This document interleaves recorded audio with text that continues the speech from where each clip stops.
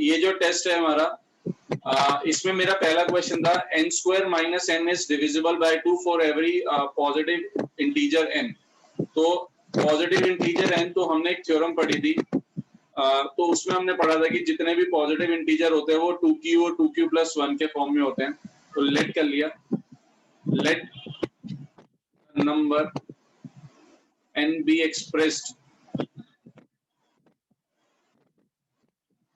in 2q plus r form, 2q plus r की form में express कर लिया गया, और r की जो वैल्यू है वो 0 और 1 हो जाएगी, r की वैल्यू 0 और 1 हो जाएगी सिर्फ। तो अब हमने इसमें हमारी जो वैल्यू है n की हो जाएगी, वो हमने लेट करी थी 2q plus r। तो जब r की वैल्यू 0 रखी तो n की वैल्यू हो जाएगी 2q plus 0, तो यानी कि 2q हो जाएगा। तो हमने चेक करना है कि n स्क्वायर माइनस n जो है ये एक इवन नंबर है, तो हमने यहाँ पर 2q रखा n की जगह, तो ये आ जाएगा 4q स्क्वायर माइनस 2q। तो दिस विल बिकम, हमारा 2 कॉमन आ जाएगा यहाँ से, तो बच गया 2q स्क्वायर माइनस q। तो जब एक नंबर में से 2 कॉमन आ जाता है तो वो एक इवन नंबर कहलाता है। तो therefore it is an even number, ये एक इवन नंबर बन गया। इसके बाद हम चलते हैं अगले पे। हमने n की वैल्यू हमारी थी, sorry n square minus n को प्रूव करना था। तो जब r की वैल्यू हमने 1 रखी तो हमारा नंबर हो गया, n की वैल्यू हो गई 2q प्लस 1, 2q प्लस 1। तो हमने n की जगह पर डाल दिया 2q प्लस 1 का whole square minus 2q plus 1 हो गया। इसको ओपन करा तो ये हो जाएगा a square plus b square वाला फॉर्मूला लग जाएगा, a प्लस b के होल स्क्वायर वाला। तो a square plus b square plus 2ab, और ये वाली ब्रैकेट एज इट इज रहेगी। अब ब्रैकेट को ओपन कर देते हैं, plus 4q minus 2q minus 1, minus 1 से माइनस 1 कट गया, तो ये टर्म बच गई हमारे पास 4q का स्क्वायर प्लस 2q। यहाँ से हमने 2 कॉमन ले लिया तो बच गया 2q का स्क्वायर प्लस q, ये बच गया।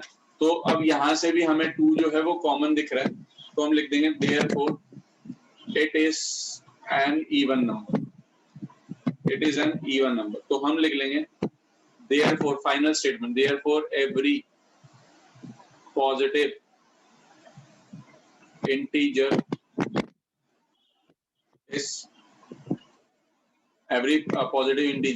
is in the form n square minus n is divisible by 2। ठीक है जी, पहला क्वेश्चन क्लियर है सबको? मैंने कोड भेजा है बेटा, पहला क्वेश्चन मैं सिर्फ ये पूछ रहा हूँ, मैंने ये नहीं पूछ रहा। Yes sir. अब हम आगे बढ़ते हैं, हमारा क्वेश्चन है क्वेश्चन नंबर 2। एक कुछ स्पेस ऐड कर लूं जरा मैं, हाँ जी चलिए जी। क्वेश्चन नंबर 2 देख लीजिए। क्वेश्चन नंबर 2 में बोला जा रहा है कि हमें बताओ कि 12 की पावर n जो है एंड कर रहा है 0 पे या 5 पे। तो दो अलग अलग क्वेश्चन हो गए।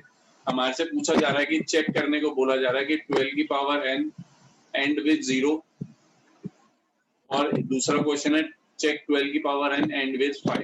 तो ये दो क्वेश्चन है हमारे पास, तो दो अलग अलग क्वेश्चन है, तो अलग अलग कैटेगरीज लेकर ही चल लो।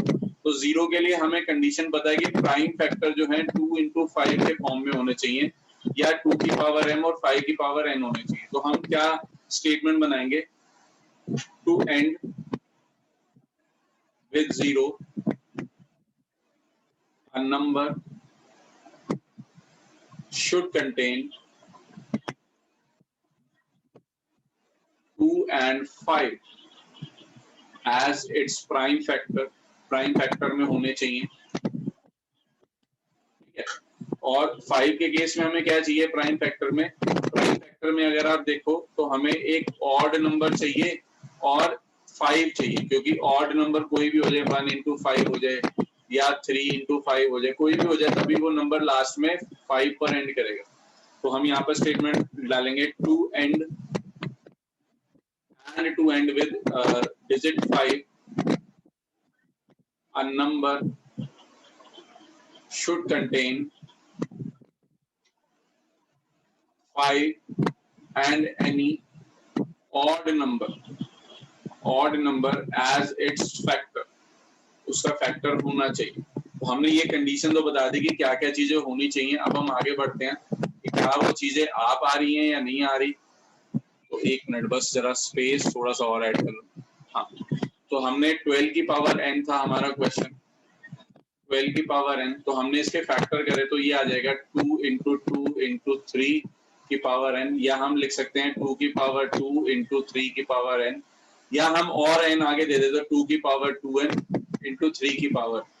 तो मेरे पास जीरो वाला केस अगर हम देखें तो हमें 2 और 5 बहुत चाहिए था, तो 2 तो आ रहा है, 5 नहीं आ रहा, तो हम पहला तो लिख देंगे therefore it will not and with zero, it will not and with zero, क्योंकि 5 नहीं आ रहा, 5 नहीं आ रहा, तो इसलिए जीरो पे तो एंड करेगा नहीं। दूसरे केस के लिए था कि 5 और एक ऑड नंबर चाहिए, तो ऑड नंबर तो आ रहा है बट 5 नहीं आ रहा, एंड इट विल आगे लिख देंगे not and with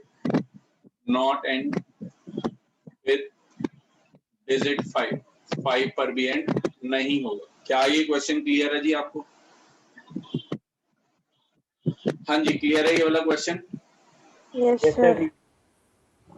next question देख लीजिए, ये तो 9th था कि हमें एक्सप्रेस करना है कि 1.01 के ऊपर bar in the p by q form, तो लेट कर लेते हैं कि भैया x की वैल्यू है 1.01 बार, तो 1.01 bar is just like this 01 01 dot dot dot. तो मैंने आपको एक प्रोसेस सिखाया हुआ है कि जब भी आपके पास ऐसे बार में कोई नंबर आए तो बार के नीचे जितने डिजिट्स होते हैं ना उतने जीरो से इसको मल्टीप्लाई करा दो, यानी कि 2 जीरो से मल्टीप्लाई करा दो, 2 जीरो का मतलब यानी कि डबल जीरो से, यानी कि 100 से मल्टीप्लाई करा दो। तो हमने लिखा मल्टीप्लाइंग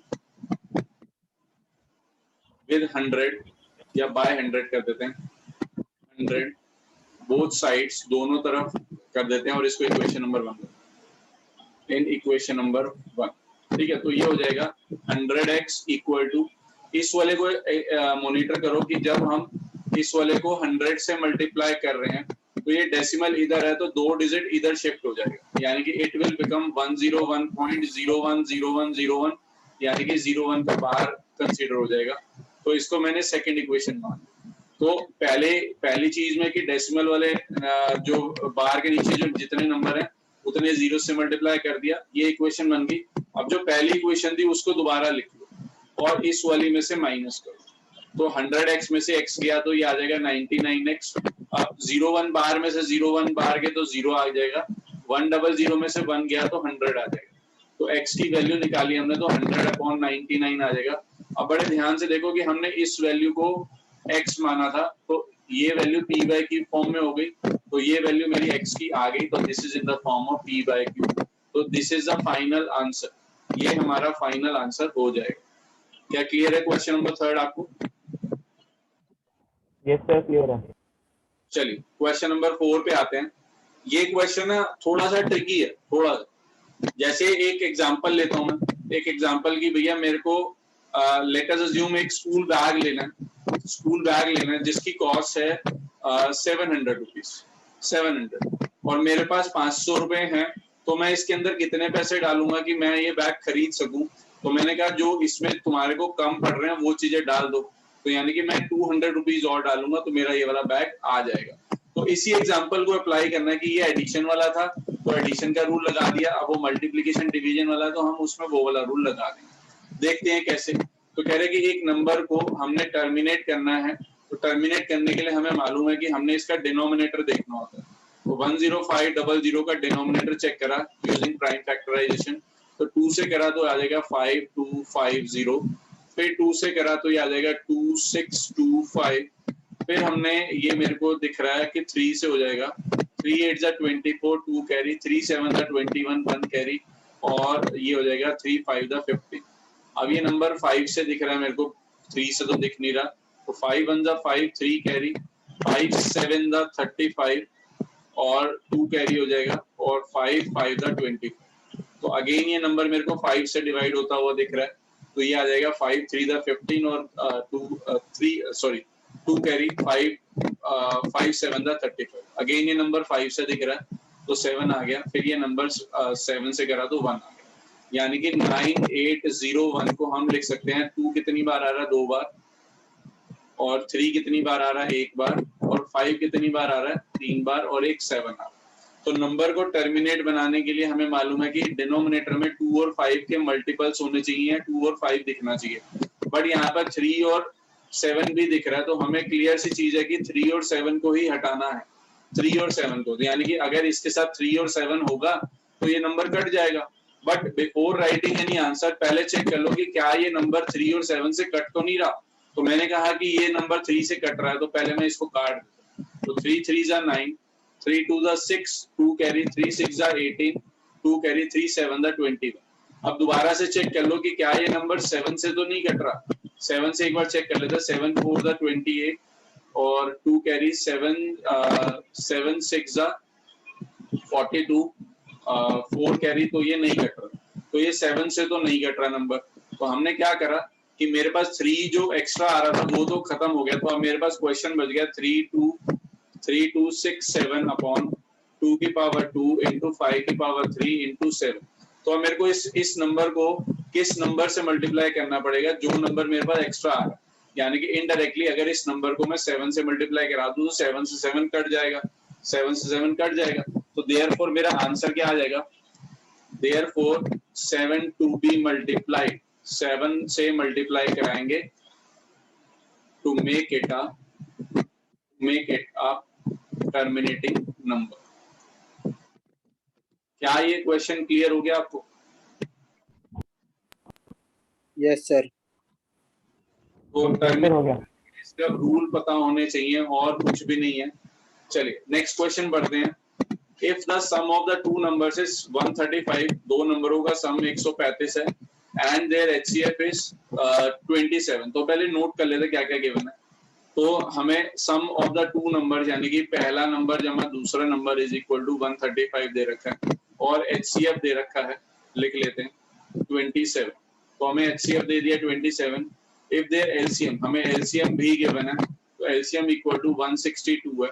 तो कह रहे फाइंड द नंबर्स निकाल करके दिखाओ। अब ये तीन इक्वेशंस मेरे पास गिवन है, तो हम कैसे नंबर निकाल सकते हैं। हमारे पास एक मेन फॉर्मूला था जिसमें हमें मालूम है कि product of two numbers equal to HCF into LCM होता है। तो हम ये फॉर्मूला लगा सकते हैं, यानी कि दिस इंप्लाइज कि first number into second number equal to HCF into LCM होता है। तो हमारे पास फर्स्ट नंबर और सेकंड नंबर है नहीं, बट हमारे पास गिवन है कि a plus B equal to 135। तो हमने a की वैल्यू निकाल ली, तो 135 माइनस बी आ जाएगा, यानी कि a की जगह हम 135 माइनस बी लगा सकते हैं। तो फर्स्ट नंबर मेरा a है, सेकंड नंबर b है, HCF मेरा है 27 और LCM मेरा है 162। तो हमने ये वैल्यूज डाल दी। तो a की जगह मैंने डाल दिया 135 माइनस बी, और b की जगह b इक्वल टू 27 इंटू 162। ये वैल्यूज ऐसे ही आ गई। अब इसको सॉल्व करते हैं, तो b को 135 से करा तो 135b, b को b से करा तो माइनस का b का स्क्वायर इक्वल टू 27 इंटू 162 हो जाएगा। इन दोनों को इधर शिफ्ट करा तो ये आ जाएगा b square minus 135 b square minus 135 b plus का 27। वेट अ मिनट, कटिंग हो रही है, थोड़ा सा रब कर लेते हैं, दोबारा लिख लो।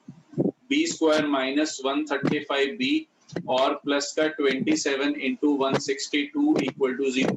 तो ये मेरी फॉर्म बन गई मिडिल टर्म स्प्लिटिंग की। तो पहले 162 को 27 से मल्टीप्लाई करा लेते हैं। 14 कैरी 1 42 3 4 11 और ये आ जाएगा 4 12 कैरी 3, तो आ जाएगा 4 7 3 3। तो ये आ जाएगा 3 3 7 4। तो b square minus 135b plus ये आ जाएगा। तो आई थिंक इसके फैक्टर 54 और 81 बने थे।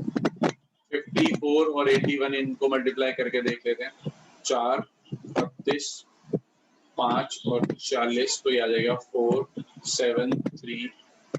टोटल शायद गलत करो, हाँ ये 4 आएगा।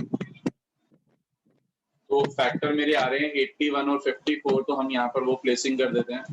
माइनस 81b माइनस का 54b प्लस 4374 इक्वल टू 0। इधर से b कॉमन आया तो b माइनस 81 माइनस 54 कॉमन आया तो b माइनस 81 इक्वल टू 0। तो b माइनस 81 और b माइनस 54 इक्वल टू 0 आ गए। तो सेम वही कंडीशन बन गई जैसे हम जीरोस निकालते थे। जैसे हम जीरो निकालते थे सेम वही कंडीशन आ गई। तो अब हमें मालूम है कि कैसे b की वैल्यू निकालनी है, तो निकाल लेते हैं। तो पहले हमने रख दिया कि आइदर b माइनस 81 की वैल्यू 0 हो गई तो b की वैल्यू 81 आ जाएगी, या फिर b माइनस 54 की वैल्यू 0 हो गई तो b की वैल्यू 54 आ जाएगी। अगर b की वैल्यू 81 है, b की वैल्यू 81 है तो ऊपर चले जरा, b की वैल्यू 81 यहाँ रखोगे तो a की वैल्यू आपकी कितनी आ जाएगी, a की वैल्यू 135 माइनस 81 यानी कि 54 आ जाएगी। और अगर b की वैल्यू 54 है तो a की वैल्यू 135 माइनस 54 यानी कि 81 आ जाएगी। यानी कि दोनों ही सूरतों में नंबर 54 और 81 ही आ रहा है। तो हम यहाँ पर फाइनल स्टेटमेंट लिखेंगे, therefore two numbers are 81 and 54. This is the final answer. हाँ जी, क्या ये क्वेश्चन क्लियर है आपको? Yes, sir. सबको क्लियर है? Yes, sir. चलिए लास्ट Yes, क्वेश्चन sir. देखिए, नंबर 6 देखिए। Prove that 2 plus 5 root 6 is an irrational number। तो इसको proof by contradiction हमने करा था, तो let कर लिया। 2 plus 5 root 6 is an rational number, कि ये एक रैशनल नंबर है। So it can be expressed in p by q form। p by q form में लाया जा सकता है। तो therefore 2 plus 5 root 6 equal to p by q आ जाएगा। इसको यहाँ तक छोड़ा तो 2 को उधर भेजा तो 5 root 6 equal to p by q minus का 2 आ गया। तो 5 root 6 equal to यहाँ पर हमने एलसीएम ले लिया तो q एलसीएम आ गया, p माइनस 2q आ जाएगा। 5 को इधर भेजा तो यहाँ पर बच जाएगा हमारे पास root 6 equal to p minus 2q upon 5 इधर आ जाएगा तो 5q आ जाएगा। इसको इक्वेशन नंबर 1 ले, तो हम लिखेंगे final statement in equation number 1 RLHS is irrational क्योंकि वो रूट में है, and RHS is an rational क्योंकि वो विदाउट रूट है। Therefore our contradiction फेल हो गई। तो हम ये क्या कह सकते हैं कि जो हमने पहले रैशनल माना था 2 plus 5 root 6, so 2 plus 5 root 6 is an irrational number। तो this is the end of this question number 6 और हमारा टेस्ट भी यहाँ पर खत्म।